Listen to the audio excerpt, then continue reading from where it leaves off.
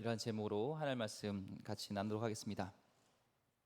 우리 지난 주에 보면은 요셉이 바로의 꿈을 해몽하고, 그렇죠? 이제 현인들도 또 어떤 꿈 해몽자도 해석할 수 없는 것을 하나님의 영감으로 그것을 해석하고, 또 그 7년 풍년과 흉년을 어떻게 해야 되는지 그 정책까지도 내놓게 됩니다. 이 사람들은 이 대통령과 가까이 하길 원하죠. 어떻게든 연줄을 닫고 뭔가 이렇게 해서 그 직군으로 같이 일하고 싶어 합니다. 그렇죠? 여러분 기회가 된다면 대통령하고 일하고 보고 싶지 않으세요? 그렇죠? 기회가 된다면. 싫어요? 왜요? 같이 있으면 두렵습니까? 많은 사람들은, 여러분은 모르겠지만은 대통령과 측근해서 일해보고 싶은 사람들이 많습니다. 그런데 그게 마음대로 됩니까? 안 되죠. 노력한다고 되는 것도, 특별히 오늘 이제 요셉은요, 성추행범으로 몰려서 감옥에 있던 사람이잖아요. 그런 요셉이 바로왕을 만난다, 그게 노력해서 되는 건 아닙니다. 그렇죠? 불가능한 일인데 지금 만나게 됩니다. 자, 하나님은 일하시고 계시죠. 그런 요셉을 그런 죄수에서 바로를 만나게 하시고, 또 바로의 꿈을 해몽하시고, 또 총리가 되는 이 모든 것들이 이 사람의 노력으로 되는 것이 아니라 하나님이 하시니까 이 불가능한 일들을, 상상할 수도 없는 일들을 하게 하신 거죠. 하나님의 계획은 우리의 생각보다 다르며 우리가 상상할 수 없는 그런 계획들을 행하고 계신 줄 믿습니다. 오늘 37절 말씀 보겠습니다. 바로와 그의 모든 신하가 이 일을 좋게 여긴지라. 이 일이 뭐예요? 요셉이 그런 꿈을 해몽하고 나서 7년 풍년과 7년 흉년에 대한 해석을 하고 그것을 어떻게 해야 되는가, 국가 정책을 얘기한 것, 이 일을 바로와 모든 신하들이 좋게 여긴 거예요. 현인들과 해몽가들은 아무리 꿈을 해석하고, 또 어떤 분은 아예 사람들은 해석할 수도 없었는데, 이 요셉은 마음을 시원하게 이 바로의 꿈을 해석해 준 거잖아요. 그렇죠? 그런 현인들, 당시 정치의 높은 사람들도, 고위 관직자들도 다 해결할 수 없었던 그 문제를 이 죄수의 신분이었던 요셉이 해석해냈습니다. 정확하게는 하나님께서 요셉을 통하여서 그것을 해석할 수 있게 하신 것이죠. 자, 7년 풍년과 7년 흉년이라는 것을 해석한 것만 해도 대단한 일입니다. 거기까지 해도 요셉은 참 잘한 것이죠. 그런데 거길 더 넘어서 7년 흉년 후에, 또 풍년 후에 또 7년 흉년, 어떻게 정책을 내세워야 되는지, 풍년 때는 어떻게 하고 흉년 때는 어떻게 되는지를 이 요셉은 거침없이 이걸 얘기를 합니다. 누가 지금 물어봤나요? 바로가 물어봤나요? 그렇다면 이 꿈대로 하면 우리가 어떻게 됩니까? 이 정책을 물어본 적이 없어요. 근데 요셉은 물어보지 않아도 그런 정책에 대한 것들, 해결 방안을 이렇게 얘기합니다. 왜 그랬을까요? 이 요셉은요, 하나님을 인정하는 삶을 살았잖아요. 신실하게. 그래서 항상 이 몸에, 남의 어려움에 대해서 내일처럼 했던 이것이 몸에 밴 겁니다. 그러다 보니까 문제가 있을 때, 남의 문제가 있을 때 이것을 대책을 세우고 적극적으로 도와주는 것, 이것이 요셉은 몸에 밴 거죠. 그게 이 보디발의 집에 있을 때도, 가정 총무에 있을 때도, 또 감옥에 있을 때도, 뭐 누가 그렇게까지 하지 않아도 간수장이 맡겨진 일에 최선을 다하면서 그 술 맡은 관원장의 그런 안색을 보면서 그들이 어떤지, 건강은 어떤지, 상태가 어떤지 했던, 근데 문제를 해결해 주려 했던 그런 섬김의 모습이 이 요셉이 이 몸에 밴 것을 보게 됩니다. 우리 직장 생활한 사람들의 그런 격언이 있습니다. 좋지 않은 격언이죠. 뭐냐면 아이디어를 내지 마라. 왜냐하면 그 일이 너한테 떨어진다. 그런 말이 있습니다. 월급만큼 일해라. 칼출근해서 칼퇴근해라. 가만히 있으면 2등은 한다. 그런 태도로 살아갔다면 요셉이 지금 그렇게 나가지 않았죠. 거기까지 적극적으로 대책까지도 내세워서 이렇게 알려주지 않았을 것입니다. 세상은 악하죠. 좀 이기적인 것 같습니다. 이기적으로 살아가죠. 우리 삶은 어떻게 살아내야 합니까? 어떤 어려움에도 우리는 함몰되지 않고 거기서 마땅히 해야 할 일을 감당한 일을 하게 된 것들 우리 생각하면서, 무슨 어려움이 있어도 남의 일들도 우리는 해결해 줄 수 있는 것들, 그런 훈련들이 이게 필요합니다. 내 것만이 아니라 더 적극적으로 이렇게 나가는 것이죠. 잠언서 22장 29절 말씀이에요. 이런 말씀이 있습니다. 내가 자기의 일에 능숙한 사람을 보았느냐? 이러한 사람은 왕 앞에 설 것이요 천한 자 앞에 서지 아니하리라. 이 말씀이 지금 요셉 이렇게 이루어진 것 같지 않습니까? 그는 가정총무로 있든 또 감옥에 있든 능숙하게 그 일들을 최선을 다하면서 누가 그렇게까지 시키지 않았는데도 적극적으로 도와주고 섬기는 모습 속에서 결국에는 이 왕 앞에 쓴다는 것이잖아요. 사람들은 자기가 좋아하고 자기가 하고 싶은 만큼 일을 합니다. 그리고 어려운 일을 감당하기 싫어하고 대부분 피하죠. 심지어 이 믿음이 있는 사람조차도 믿는 사람조차도 그렇지 않습니다. 우리 능숙하게 일한다는 것은 손해 볼 때도 그걸 통해서 내가 손해 보는 것이 보일지라도 그것을 그렇게 하는 모습이 바로 능숙하게 일어나는 것이고 삶으로 축적이 됐을 때 결국에는 이 왕 앞에 선다는 것은 인정받는다는 것이죠. 왕 앞에까지도 인정을 받는 그런 삶이 된다는 것입니다. 이 요셉은요 보면 13년 동안 이 어려운 일이 많았죠. 참 어려운 일이 많았습니다. 눈물겨운 일들이 많았습니다. 그런데도 그는 하나님 앞에서 신실하게 하나님 인정하면서 섬기는 일을 최선을 다했습니다. 시편 126편 마치 6절 말씀 같아요. 울며 씨를 뿌리러 나가는 자는 반드시 기쁨으로 그 곡식단을 가지고 돌아오리라. 아멘. 이 단 예전에 제가 태권도 사역을 할 때 여러분 태권도 할 때 힘드시죠?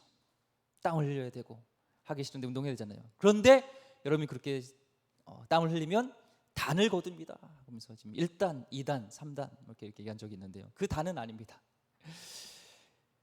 울며 씨를 뿌려야 되는 거예요. 그래야지 단을 거둬요. 힘들고 고난이 있어도 그 일이 능숙하게 하기 위해서는요 고난이 있죠. 이 요셉도 씨를 뿌린 거예요. 13년 동안 그렇게 우리가 볼 때는 우연하게 물론 하나님이 일하시지만 바로 앞에 섰을 때 그냥 꿈 해몽하고 끝날 수 있지만 해석까지도 할 수 있는 것은 그가 늘 몸에 하나님 앞에 신실하게 성실하게 내가 손해보더라도 그 나름을 섬기며 그 일들을 해냈기 때문에 이제는 단으로 거두는 일들이 이루어지는 것입니다. 우리 오늘의 지금 모습은요 한순간에 이루어진 게 아닙니다. 우리의 뿌렸던 씨앗들이 지금 우리가 거두고 있는 것인 줄 믿습니다. 요셉은 성시 능숙하게 씨를 뿌렸고요. 지금 범사의 것이 하나님을 인정하는 삶이죠. 자, 이후에 어떻게 됐는지 우리 38절 39절 보겠습니다. 바로가 그의 신하들에게 이르되 이와 같이 하나님의 영에 감동된 사람을 우리가 어찌 찾을 수 있으리요 하고 요셉에게 이르되 하나님이 이 모든 것을 내게 보이셨으니 너와 같이 명철하고 지혜 있는 자가 없도다. 요셉 얘기를 듣고 누구도 속 시원하게 하지 못했는데 그 마음이 속 시원해진 거예요. 뻥 뚫린 겁니다. 이제 이해를 넘어서 확신에 찬 거죠. 바로는 이 당시에 이 애굽의 신이잖아요. 또 태양신 라라고도 하고 레라고 하는 그 신의 아들이니까 정치와 종교의 수장이 이 바로예요. 근데 지금 그가 뭐라고 얘기해요? 신하들에게 하나님의 영에 감동된 이 같은 자를 어디서 찾을 수 있느냐 이렇게 얘기를 해요. 아니 지금 라를 수종자 제사장으로서 또 본인이 그 신의 라의 아들이 지금 누굴 알고 있어요? 하나님을 지금 얘기하고 있습니다. 왜 그랬을까요? 요셉이 그랬잖아요. 꿈을 해석하는 것은 내가 아니라 하나님께서 그렇게 하실 것이라고 했고요. 하나님께서 바로의 마음을 편하게 해주실 것이다 이렇게 얘기했잖아요. 하나님이 하시는 것을 이렇게 증거했잖아요. 그러니까 지금 이게 그 요셉이 믿는 요셉이 섬기는 그 신 하나님 여호와 그에 의해서 감동된 것이다 이렇게 얘기합니다. 실제로 요셉은 진짜로 하나님의 영에 감동된 하나님의 영이 함께하는 하나님이 동행하는 자가 요셉이었잖아요. 우리는 이 말씀에서 우리가 돌아볼 게 있습니다. 하나님의 영에 감동된다. 이거는 한순간이 아닙니다. 마치 이 무당들이 막 이렇게 하다가 이렇게 점괘를 보고 할 때 갑자기 다 신이 확 들어가지고 몰리는 것도 막 얘기를 해주고 집에 우환이 꼈어 이렇게 한 번에 하는 이런 신에 의해서 한 번에 이게 되는 게 아닙니다. 우리는 그렇죠. 하루 종일 뭘 생각하는가 이게 중요합니다. 로마서 8장 5절 말씀이에요. 육신을 따르는 자는 육신의 일을 영을 따르는 자는 영의 일을 생각하나니. 이게 뭐예요? 이게 우리의 생각이요 우리 삶을 이렇게 얘기하게 됩니다. 육신의 일을 계속 생각했다면 우린 육신에 속한 거예요. 하나님의 생각을 계속하고 하나님과 같이 있으면 우리는 하나님에 속하면서 그것이 하나님의 영의 감동이 된 것이죠. 예를 들면 생각해 보세요. 오늘 점심은 뭐 먹지? 저녁은 뭐 먹지? 우리 차는 언제 바꾸지? 하루 종일 그런 육신의 일을 생각해 보세요. 나의 생각과 나의 말에서요 영적인 일이 나옵니까? 생각이 나옵니까? 기도해야 돼, 이런 생각이 납니까? 아니죠.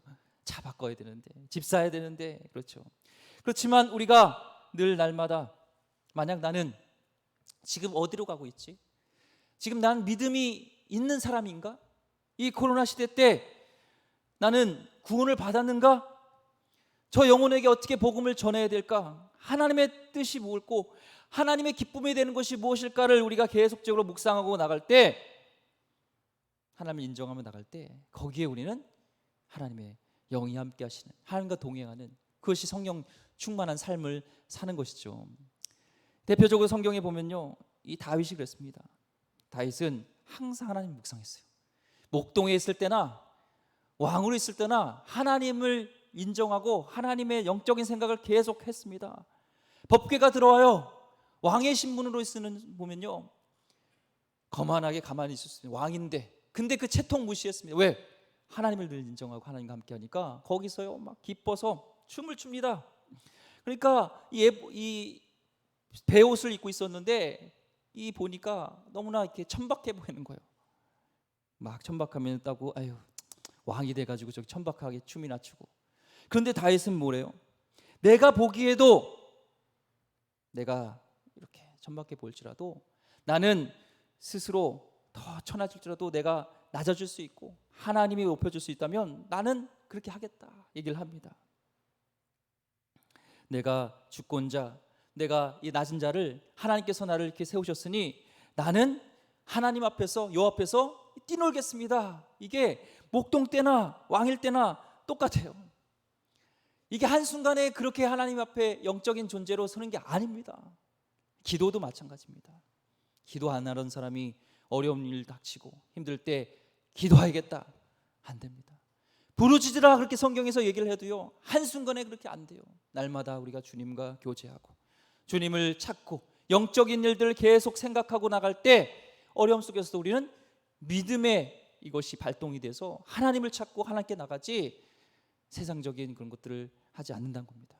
오늘 바라기는 요셉은 하나님의 영에 감동된 자라고 사람이 인정하는 것처럼 그런 하나님의 영이 함께 하신다는, 영에 감동된 자로서 영적인 그런 신앙의 삶을 살기를 소망합니다. 이 요셉은요 종이 있을 때도, 노예로 됐을 때도, 그는 죄수였을 때도 끊임없이 하나님을 인정하면서 하나님과 함께하는, 범사의 하나님을 인정하고 하나님을 인정한다는 단어가 알다는 단어 야다, 전인격적으로 알려는 것 속에서 하나님의 영이 함께 하시고, 그것은 나도 알고 바로도 알고 신하들도 다 아는 것을 이렇게 하는 것이죠. 보이는 것이죠. 지금 교회는 위태로워 보입니다. 그렇지만 새로운 기회로 알고 이 위기는요 참된 우리는 교회의 본질이 뭔지, 예배의 본질이 뭔지를 우리 영적으로 이렇게 좀 고민해야 하는 시간이라고 생각합니다. 오늘 요셉처럼 명철과 지혜 있는 자이다, 너는 하나님의 영이 함께하는 자다, 이런 소리를 듣는 신앙이 되기를 소망합니다. 40절부터 43절까지 보겠습니다. 너는 내 집을 다스리라, 내 백성이 다 내 명령에 복종하리니 내가 너보다 높은 것은 내 왕자뿐이라. 바로가 또 요셉에게 이르되 내가 너를 애굽 온 땅의 총리가 되게 하노라 하고 자기 인장 반지를 빼어 요셉의 손에 끼우고 그에게 세마포 옷을 입히고 금사슬을 목에 걸고 자기에게 있는 버금수레에 그를 태우매 우리가 그의 앞에서 소리 지르길 엎드리라 하더라. 바로가 그에게 애굽 전국을 총리로 다스리게 하였더라. 드디어 이제 총리로 세웁니다. 기다리던. 여기서 너는 내 집을 다스리라는 것은 이 나라 일, 이 애굽 나라 일을 다 맡긴 거예요. 지금요, 이 바로가요. 한번 생각해 보세요. 요셉이 지금 몇 마디 했다고 이 바로가 자기의 모든 정권을 이 요셉에게 준다, 총리로 세운다. 보면은 이 바로는 그러면 생각이 없거나 너무나 이게 즉흥적인 이 감정의 사람처럼 보입니다. 그런데 이렇게 인사를 결정할 수 있던 이유는 우리가 저번에 말씀드렸듯이 이 바로의 꿈은 신탁이에요. 개인적인 일이 아니라 공적인 일입니다. 그 공적인 일을 행할 수 있는 삶, 신에게 감동된 이 요셉에게 이 정책을 맡겨야 한다고 생각했기 때문에 이게 그 정권을 지금 바로가 주고 있는 것이죠. 그러면서 취임식을 하는 겁니다. 자신의 인장 반지를, 모든 권한을 행사할 수 있는 인장 반지를 줍니다. 이 금목걸이가 아니라 뭐예요? 거의 쇠사슬의 목걸이를 준다고 그래요. 그리고 이 버금 수레를 태웁니다. 버금 수레는 이 미국 대통령이요, 타고 다니는 전용 비행기를 에어포스 원이라고 해요. 근데 2대가 있어요. 똑같아요. 어느 게 대통령이 탄지 아세요? 몰라요. 그래서 혹시라도 테러가 있을 때 어디에 저희가 대통령이 있는지 모르게 합니다. 지금 버금 수레라는 것은 이 영어로 보면은 이 바로의 2번째 수레라는 것인데 그거예요. 똑같은, 버금 간다 해서 버금 수레예요. 바로의 수레나 지금 이 수레랑 참 똑같은 거예요. 에어포스 원이에요. 어느 건지 몰라요. 그만큼 지금 이 요셉을 세워주는 겁니다. 그러고 나서 뭐래요? 총리로서 경호원을 요셉에게 붙여주고요. 그 다음에 엎드려라 하면요, 모든 사람이 고개 숙이고 무릎을 꿇든지 해야 되는 거예요. 와, 역전 아닙니까? 노예였던, 죄수였던 사람이 지금 한순간에 어떻게 돼요? 총리가 되는 겁니다. 이게 인간의 힘으로 되냐고요. 하나님이 하시면 하는 것이죠. 이런 일을 지금도 하나님은 하실 수 있습니다.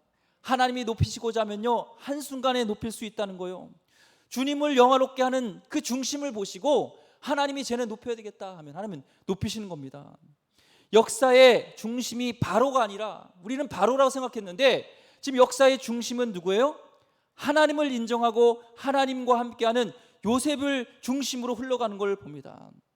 세상 역사가요, 어떤 왕에 의해서 좌지우지하는 것 같고 대통령에 의해서 좌지우지하는 것 같지만 아니에요. 지금도요, 하나님의 사람을 통해서, 하나님의 사람의 기도를 통해서 하나님의 나라는 흘러가고 역사는 하나님의 중심으로 흘러가는 줄 믿습니다. 이 성경 연구를 하다 보면 참 재밌는 부분이 있어요.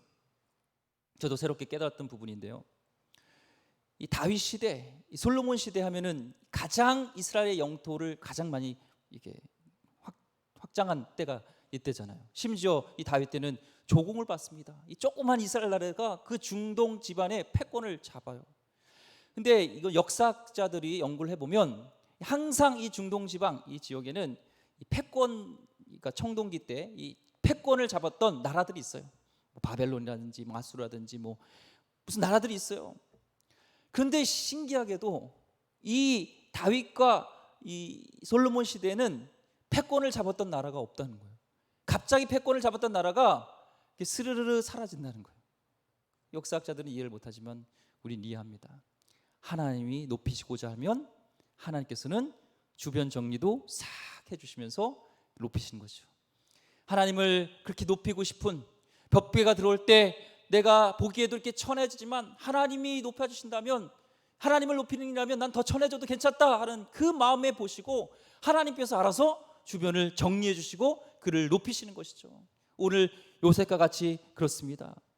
역사는 하나님에서 흘러갑니다. 오늘도 여러분이 하나님의 역사의 그런 중심에 서길 원합니다. 어떤 자? 하나님을 인정하고 하나님과 함께하면서 하나님을 높이고자 하는 자, 하나님께서 그를 높이시게 될 줄 믿습니다. 궁극적으로 역사는요, 주님이 오실 그 종말론적 그 역사관으로 흘러갑니다. 그것을 우리는 바라봐야 돼요. 44절, 45절 보겠습니다. 바로가 요셉에게 이르되 나는 바로라, 애굽 온 땅에서 내 허락이 없이는 수족을 놀릴 자가 없으리라 하고, 그가 요셉의 이름을 사브낫 바네아라 하고, 또 온의 제사장 보디베라의 딸 아스낫을 그에게 주어 아내로 삼게 하니라. 요셉이 나가 애굽 온 땅을 순찰하니라. 바로가 전권을 위임해 줍니다. 전권입니다. 그래서 어떠한 권한을 행사하더라도 요셉이 전적으로 행할 수 있도록 다 지지해 줍니다. 그리고 지금 외국인을 고위직에 이렇게 올릴 때 행했던 귀화 정책을 지금 받고 있죠. 이름을 먼저 바꿉니다. 애굽 이름으로 사브낫 바네아.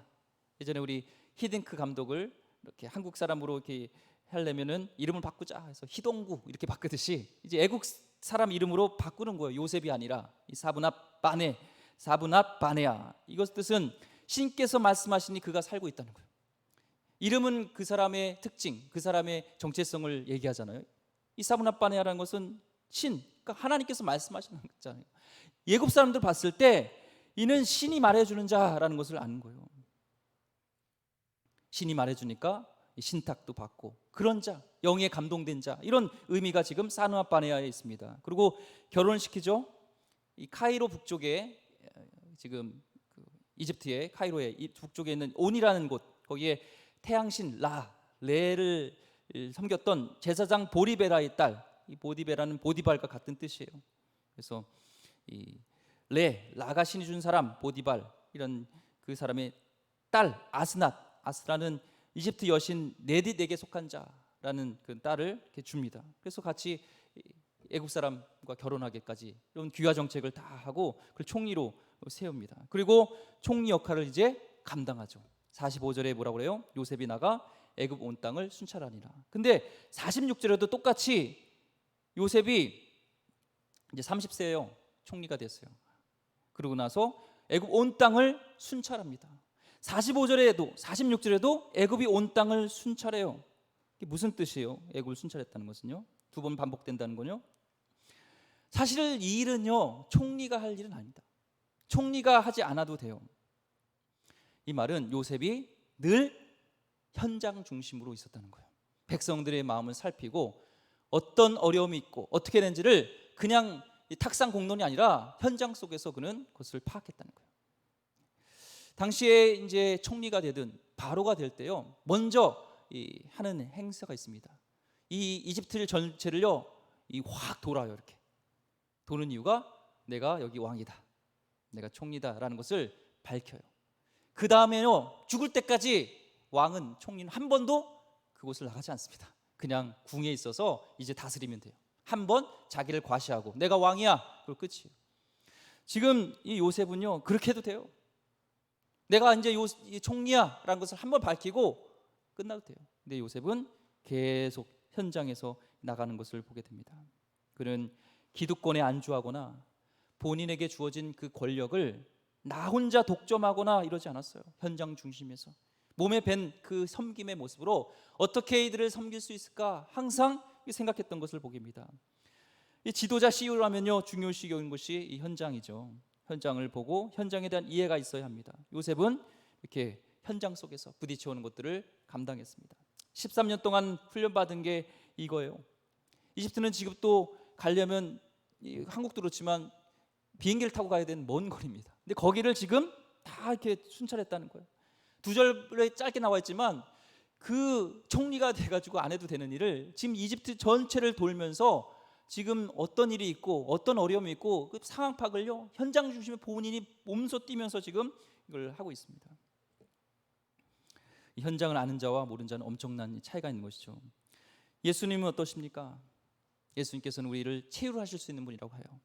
우리 고통도 아시는 분이라고 해요. 왜요? 예수님은 어린아이부터 이게 자라오셨잖아요. 공생이 시작하고 말씀을 시작할 때 이 사람들이 생각했어요. 저분의 메시지는 다른 거예요. 당시 종교 지도자들과 이 예수님의 메시지는 달랐어요. 왜요? 30년 동안 몸소 현장 속에서 체험하신 게 있는 겁니다. 예수님은 정상적인 납비 교육은 안 받았다고 합니다. 학자들은요. 하지만 30세가 될 때까지 목수로서의 역할을 충실히 감당했다고 학자들은 얘기합니다. 예수님은 그 일들을 잘 현장 속에서 감당했어요. 또한 산에 가서 배에서 배를 띄우고 호수에서 또 삶의 자리에서 비유도 다른 것이 아니에요. 그들의 삶의 얘기들, 있었던 농사 짓는 비유라든지 이런 비유를 통해서 일상적인 삶 속에서 그 메시지를 전달할 때 이 사람들의 마음에 와닿을 수 있는 것이죠. 예수님이 사용하셨던 언어도 그렇습니다. 예수님이 사용하셨던 언어가 뭘까요? 우리는 그냥 히브리어라고 생각하지만 학자들은 그렇게 얘기하지 않습니다. 당시에 많이 사용했던 언어는 아람어, 히브리어, 코인의 헬라어, 그리스어입니다. 그래서 성경에서도 아람어가 기록된 게 있어요. 엘리 엘리 나막사막다니, 아바 달리다 굼, 이거 다 아람어입니다. 예수님의 일상 언어는 아람어였다는 가능성이 커요. 왜냐하면 성경 자체에 이 아람어가 기억되는 것을 보면 그렇죠. 구약이 기록된 것은 종교적인 언어를 쓸 때는 히브리어, 기록된 히브리어 썼다고 얘기합니다. 그리고 이제 그리스, 헬라권, 이방인과 만날 때는 이 코인의 그리스어를 썼다고 얘기를 하죠. 이게 다 뭐예요? 사실은 예수님이 쓰였던 언어들은 시장 언어예요. 고급 언어가 아닙니다. 시장 언어라고 얘기를 합니다. 현장 중심의 사역을 하셨던 것이죠. 그렇기 때문에 우리를 채울하실 수 있고 우리의 고통을 아시고 우리를 그 말씀에 영향력이 있는 것이죠. 지금 애국 백성에게요, 총리가 이렇게 하는 것은 그때까지 들어보지 못한 행정이에요. 보지도 못했던 그런 행정을 지금 백성들은 경험합니다. 이제 요셉이 총리가 됐습니다. 자, 그 삶을 보세요. 총리 됐으니까 손봐야 줄 사람 있죠. 누구예요? 보디발. 자기 감옥에 넣잖아요, 보디발. 근데 보디발을 불러다가 뭐 이렇게 혼냈다든지 이런 게 성경에 없어요. 아마 보디발 그냥 봐줬을 거예요. 보디발 안도의 한숨을 쉬었겠죠. 자, 이제 누가 또 얼굴이 사색이 됐을까요? 보디발의 아내 아닐까요? 예, 억울하게 누명 꼈던. 근데 요셉은 성경에 보면은 복수하였더라 이런 말이 없어요. 복수하지 않습니다. 자리가 높아져도 겸손하게, 그 직업이, 그 위치가 나를 위한 것이 아니라 섬기기 위해서 하나님께서 세우신 자리지, 그것은 나를 누리라고, 그 권력을 이용하라고 주신 게 아니라는 것을 하나님께서는 훈련을 통해서 그 밑바닥부터 요셉을 훈련시켰어요. 참 하나님 대단하지 않으십니까? 예, 한 사람을 들어 쓰셔서 총리로 세우셔서 이렇게 나라를 구하는 일에 하나님께서 일하신 것을 보게 됩니다. 자, 47절부터 49절까지입니다. 7해 풍년의 토지 소출이 심히 많은지라 요셉이 애굽 땅에 있는 그 7년 공물을 거두어 각 성에 저장하되 각 성읍 주위의 밭의 곡물을 그 성읍 중에 쌓아두매 쌓아둔 곡식이 바다 모래같이 심이 많아 세기를 그쳤으니 그 수가 한이 없음이었더라. 자, 그는 그 풍년 7년 그 풍년을요 그냥 두지 않습니다. 우리 인생도 마찬가지입니다. 사람은 어려울 때 타락하고 어렵다고 하지만 진짜 문제는요 목돈이 생기고 삶에 여유가 있을 때 문제가 생긴다는 거예요. 요셉은 이렇게 풍년이 됐을 때 타락하지 않고요 각 성마다 잘 저장해 국고성을 줘서 그것을 부를 잘 관리하겠습니다. 우리 인생도 마찬가지예요. 가난의 위기라고 생각하지만요 진짜 위기는 부가 쌓일 때 위기입니다. 그 가난했을 때를 잘 저금하고 잘 다스리고 물질의 그런 노예가 되지 않을 때, 부가 생겼을 때 우리는 위기를 극복하게 되죠. 여러분 혹시 가게에 어려움이 있습니까? 하나님 훈련일 수도 있습니다. 마음껏 나중에 쓸 수 있는 재정이 있을 때 오히려 하나님을 부인하고 나쁜 곳에 쓰지 않기 위한 훈련일 수 있습니다. 한국도 마찬가지요. 돈이 없고 어려울 때는요 이런 위기가 있지 않았습니다. 근데 요즘 보세요. 일할 수 있는 터전이 있고 경제적인 부가 옛날하고는 비교할 수 어렵다 하지만 비교할 수 없는 만큼 부가 있는데요 요즘 일 안 하려고 합니다. 젊은이의 인식은요 최대한 일 안 하고 먹고 살려는 젊은들이 많아요. 비트코인 또 주식 투자를 해서 어떻게든 그 돈을 많이 쌓으면 된다 이런 속에 있습니다. 이것이 제가 볼 때는 코로나보다요 더 우리 대한민국의 위기인 것 같습니다. 더 큰 위기입니다. 요셉은 그러지 않았습니다. 성경의 원리는 그게 아니에요. 성실하게 땀 흘린 것, 그것이 축복이라는 거예요. 땀 흘린 것대로 거둬들인 것, 그것이 축복이라고 성경에서 말씀하고 있습니다. 요셉은 이제 현장을 찾아다닙니다. 소출이 얼마인지 정확하게 파악해서 이제 흉년을 대비합니다. 드디어 이 흉년이 왔죠. 50절부터 52절까지입니다. 흉년이 들기 전에 요셉에게 두 아들이 나되 곧 온의 제사장 보디베라의 딸 아스낫이 그에게서 낳은지라. 요셉의 그의 장남의 이름을 므낫세라 하였으니 하나님이 내게 내 모든 고난과 내 아버지의 온 집 일을 잊어버리게 하셨다 하며 차남의 이름을 에브라임이라 하였으니 하나님이 나를 내가 수고한 땅에서 번성하게 하셨다 함이었더라. 자, 두 아들 얘기를 합니다. 우리가 반드시 기억해야 될 이름이 요셉의 자녀 이름이죠. 둘 있잖아요. 므낫세와 에브라임. 나중에 12지파에 속하게 됩니다. 요셉은 빠지고 이 므낫세와 에브라임이 들어가죠. 12지파에. 그것은 오히려 한 몫이 아니라 두 몫을 줬다는 거예요. 이 요셉에게는 다른 자녀들과 다르게 두 몫을 줬다는 겁니다. 축복이죠. 므낫세의 뜻은 뭐예요? 잊어버리게 하심 있잖아요. 에브라임은 창성하게 하심. 요셉의 생애를 압축해서 얘기하는 것이 이 자녀의 이름입니다. 므낫세, 잊어버리게 하심. 그동안 자기의 고통, 자기의 눈물을 하나님이 이제는 다 잊게 하셨고, 이제는 에브라임, 하나님의 은혜로 둘째를 주시면서 나를 창성하게 하셨다, 하나님의 은혜로 나를 창성하셨다는 이 두 아들의 이 요셉의 전생애가 압축된 것을 보게 됩니다. 하나님은 축복하시죠. 이 므낫세 반지파식 서쪽 요단강을 중심으로 요단 동편, 서편 다 이렇게 정착하게 하시고, 또 에브라임은 이스라엘의 중심, 서편의 가장 중심에 자리 잡는 그런 나라가, 그런 지파가 되잖아요. 그래서 북이스라엘을 에브라임이라고도 합니다. 나라의 대표적인 이 지파가 이 에브라임이 되는 겁니다. 55절, 53절부터 55절까지 우리 읽고 또 정리하도록 하겠습니다. 애굽 땅에 7해 풍년이 그치고 요셉의 말과 같이 7해 흉년이 들기 시작하며 각국에는 기근이 있으나 애굽 온 땅에는 먹을 것이 있더니 애굽 온 땅이 굶주림에 백성이 바로에게 부르짖어 양식을 구하는지라. 바로가 애굽 모든 백성에게 이르되 요셉에게 가서 그가 너에게 이르는 대로 하라 하니라. 자, 이제 흉년이 시작되니까요, 막 애굽 백성들이 부르짖습니다. 양식을 구하는데 바로는 요셉에게 가요. 요셉에게 가라고 그래요. 모든 것을 요셉에게 구하라 하면서 명실상부 애굽의 통치자를, 애굽 요셉을 세웁니다.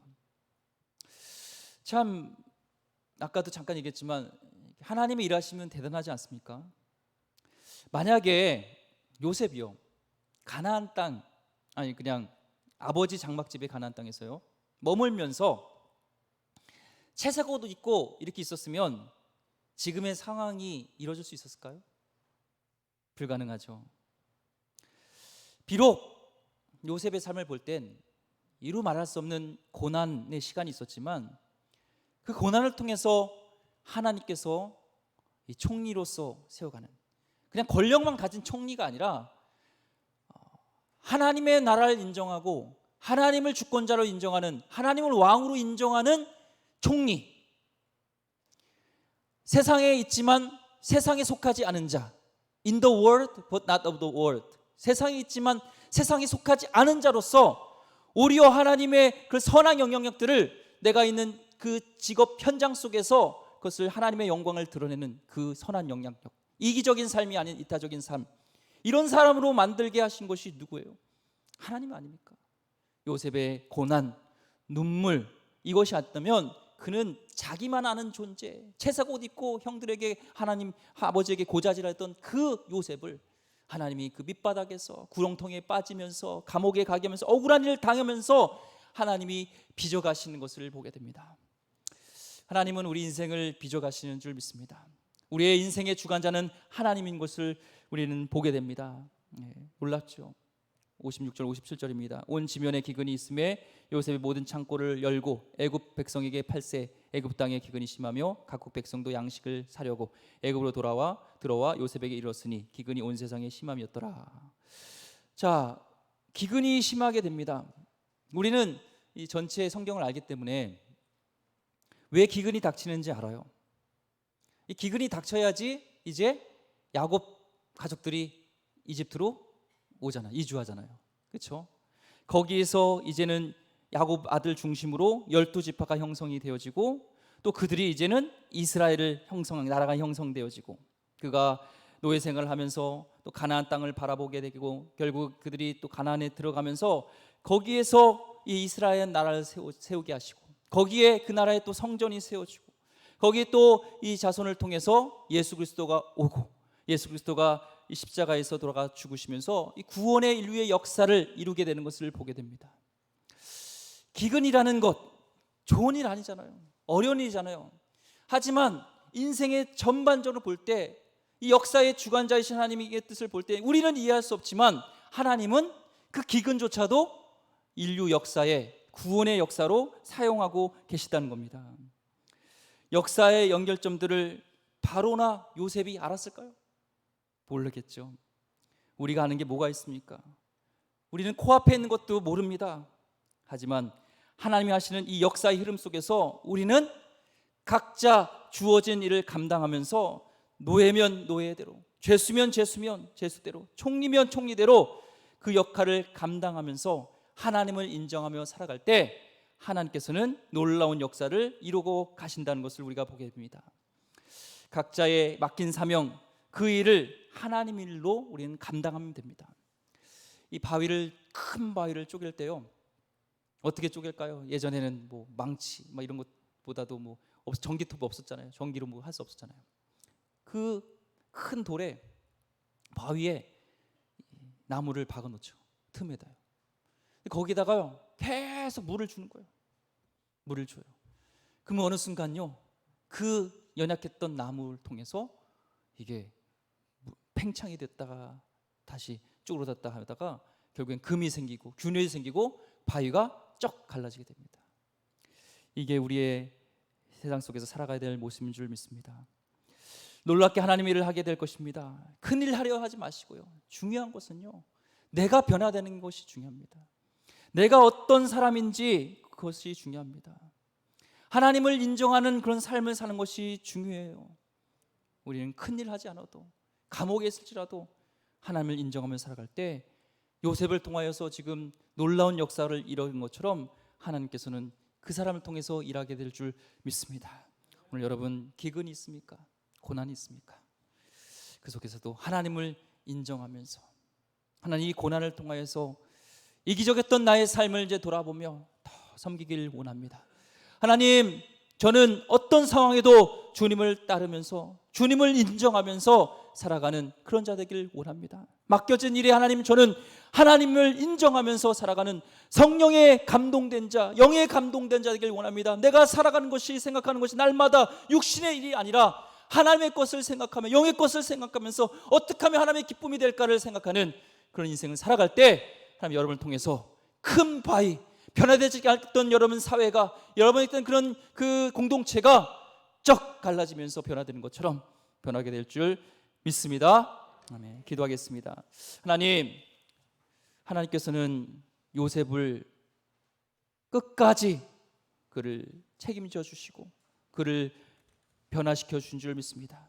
오늘 인생 가운데, 우리 가운데는 또 고난이 있고 기근이 있고 역경이 있지만 그걸 통해서 하나님의 구원의 역사가 흘러가게 될 줄 믿습니다. 나라는 사람을 사랑하시고 하나님 날 버린 것 같고 포기한 것 같은 그런 인생 속에서도 하나님, 내가 붙들고 끝까지 나가면서 하나님의 감동대자로서 살아가게 하여 주옵소서. 그 밑바닥에서도 예수님을 인정하면서 어떻게 하면 예수님의 기쁨이 될까, 어떻게 하면 예수님의 나라를 위해서 일할까 고민하는 우리 귀한 성도들 되게 하여 주시옵소서. 귀하신 예수 그리스도 이름으로 기도드립니다. 아멘.